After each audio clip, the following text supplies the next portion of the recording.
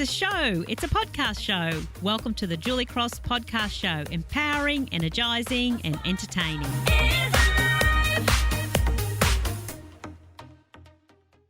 Hello, welcome back. Julie Cross here.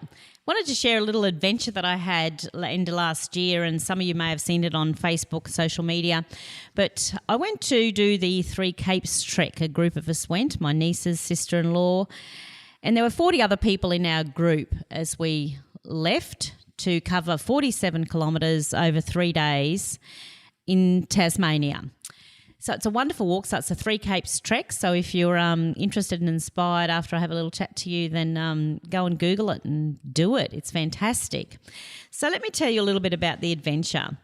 I've always spoken about the direct link between our physical selves and our emotional selves, and the relationship we have with ourselves will affect every other relationship around us. So as we challenge ourselves physically, then we will also feel challenged emotionally.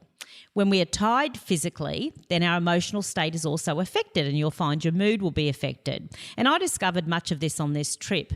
We had to take our own packs on this trip, packed with all of our food and obviously all of our clothes for that 3 days, and what you brought in, you brought back out. So you took your rubbish back out with you. And so it was physically challenging. There were lots and lots of steps. So it was a physically challenging trip, which means that emotionally it became challenging as well. I also talk about how if you want to climb a mountain or do a 47-kilometre trek, with much of it being uphill, then you better be prepared or it will be tough.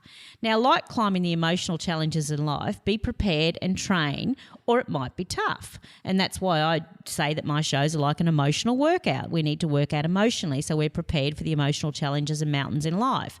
But like many of the emotional challenges that life throws at us, I was not as prepared as well physically as I should have been. I didn't do enough training, and I certainly didn't break those hiking boots in well enough. So I was challenged physically, emotionally and mentally.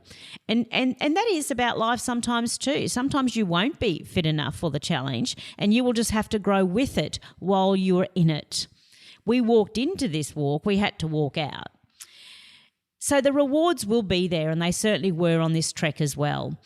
As it gets tougher, Mother Nature seems to take hold of you, and it gently encourages you to keep on.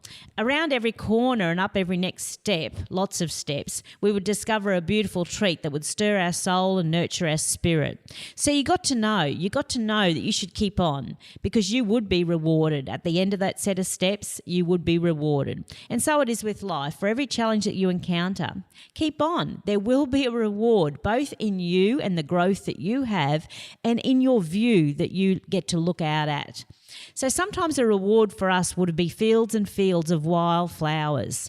Flowers so beautiful and fragile, yet so robust and strong as they brave the wild weather to give us the gift of their beauty. And then the craggy, wild coastlines that beckoned you to come and sit a little bit closer so that you could really, truly appreciate how it feels to be on the edge in life.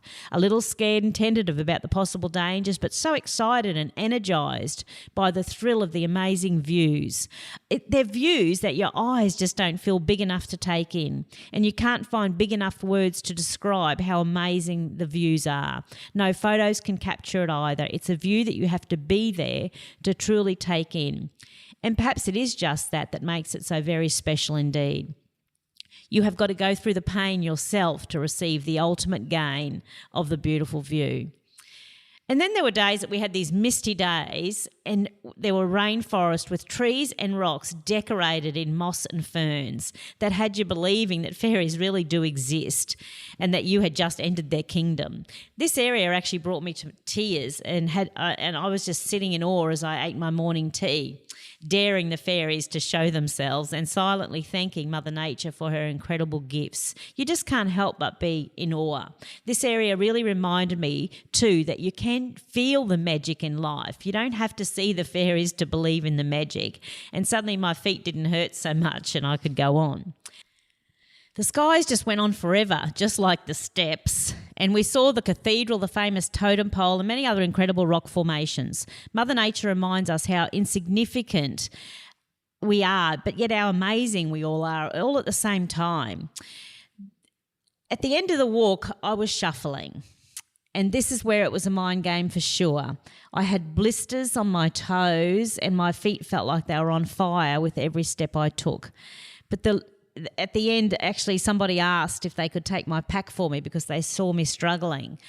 And I just said, no, I'll keep going. I walked in and I'll walk out. And then it becomes a mind game, that's for sure. The lure of that beautiful white sandy beach, which was our finishing point with its pristine waters, beckoned me to keep on. So you kept on, and I chastised myself a number of times for not breaking in those boots a little bit better and for not being better prepared. But I also congratulated myself for going on. You know, you walk in, you walk through, you walk out, and that's the same with life. You can, every now and again just congratulate yourself, even though it was tough, that you're still standing, you got where you are, and you're doing okay. And I got to tell you, when I took my boots off and put my feet in those icy crystal clear Tasmanian waters, it was pure heaven. It was the most fantastic thing. So it is the most amazing trek to do, and I highly recommend it if you want a physical and emotional challenge to go and do a hike like that. As I said, it was the Three Capes trek in Tasmania. The people that were involved in creating this amazing track just did the most brilliant job. It was done with such love and respect for the environment. And as you walk up all of those steps, you can't help but think of all of the people and the resources that created them so that we could get up and close with Mother Nature and do it so safely. One of the special features too was that there were these resting places and seats along the track, and each one had a story relating to it and behind it. There were the square blocks that represented wombat scat. Yep, wombats have square poo. You learnt that here today.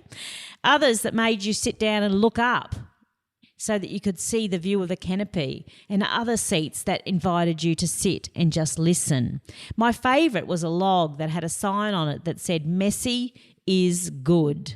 That was all about reminding people that messy forests are actually healthy forests, and you don't have to clean it up. We have this obsession for everything looking neat and tidy. We don't have to clean it up and have it look nice. And in fact, in doing so, it's no longer such a healthy forest. And for me, that was a great analogy of life. Life is messy too. Life is messy, and messy is good. And in that messiness is where we get the healthiest emotionally as we grow through it. We seem to have become obsessed with everything looking perfect. Life is messy. Work can be messy. Success is messy. Relationships are messy. Motherhood is messy. Life can be messy, and sometimes messy is healthy. It's okay. So thanks to Mother Nature for the abundance of gifts and the life lessons along the way. It truly was an emotionally and physically amazing time, and there was lots of growth that happened. So put that on your goal list for this year. The Three Capes trek in Tasmania. Thanks for listening. See you later. Love to hear your thoughts about this show, or if there is something that you would love discussed on the Julie Cross podcast show, then please head over to iTunes and leave a review. Love to hear from you.